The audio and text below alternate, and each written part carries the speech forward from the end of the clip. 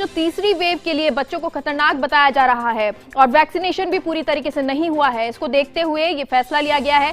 और ये बड़ा फैसला, क्योंकि 12th बोर्ड के एग्जाम नहीं होने से आखिर आगे नीति क्या बनेगी, किस तरह से आगे प्लानिंग की जाएगी, क्योंकि ये वो एग्जाम्स होते हैं जिसके बाद जो बच्चे हैं उनका भविष्य तय किया जाता है, यानी वो डॉक्टर बनेंगे या फिर किस फील्ड में वो जाना चाहेंगे, इंजीनियरिंग करेंगे, जेईई के एग्जाम्स होते हैं, नीट के एग्जाम्स होते हैं, मेडिकल के लिए एग्जाम्स होते हैं। उस सब के लिए बच्चों के 12th बोर्ड के एग्जाम्स तय किए जाते हैं, उनके परिणाम जो है वो तय करते हैं।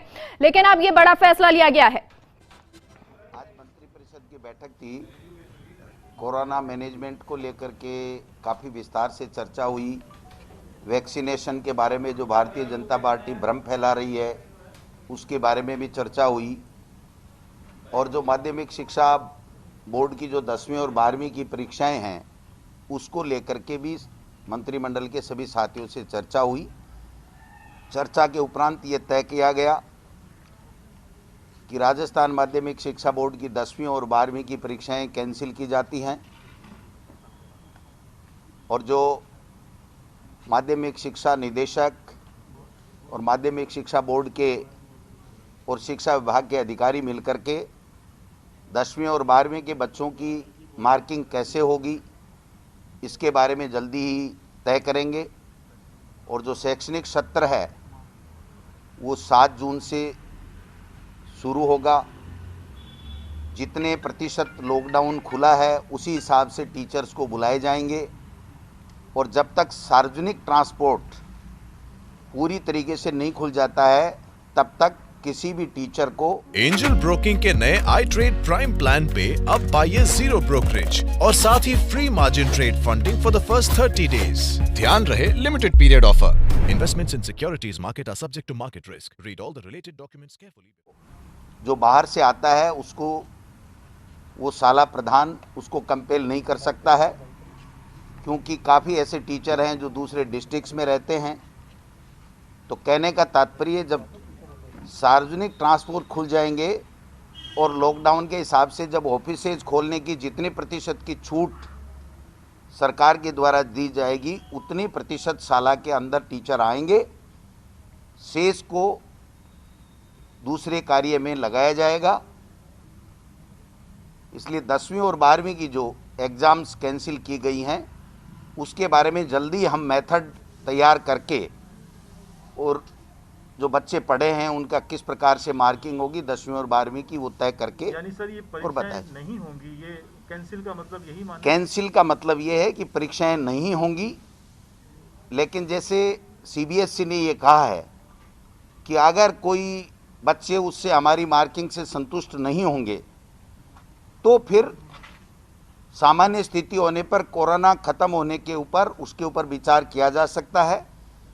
तो ये विकल्प हमारे लिए भी खुला हुआ है।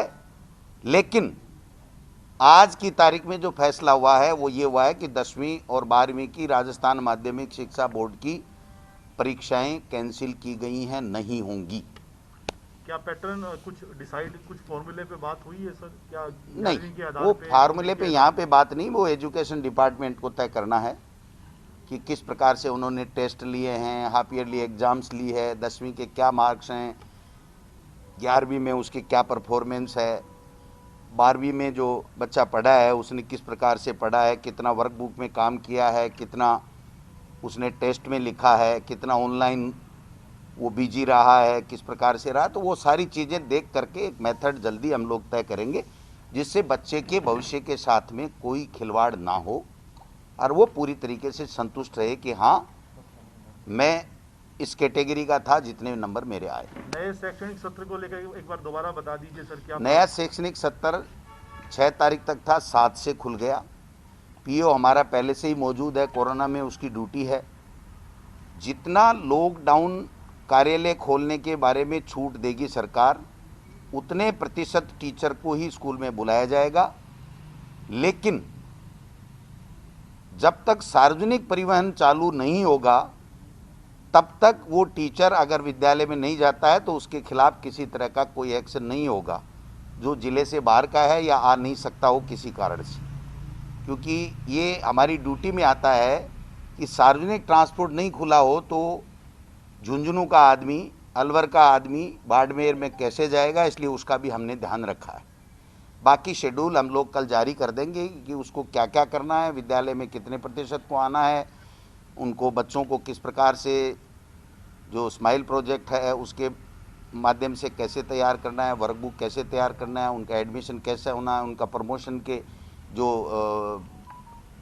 बनाने हैं मार्कशीट वगैरह, प्रमाण पत्र बनाने हैं, वो कैसे बनाने हैं, ये सारी चीज़ें कल हम लोग जारी कर देंगे। सर, एक अनाथ बच्चों को भी सरकार उनका ध्यान रखेगी, इस पे भी चर्चा हुई है? बिल्कुल बिल्कुल, इस पे भी चर्चा हुई है और इसको विस्तार से प्रमुख शासन सचिव फाइनेंस को कहा गया है कि आप इसमें ढंग से तैयारी कीजिए, क्योंकि केंद्र ने जो पैकेज देने की बात की है वो बिल्कुल एक तरीके से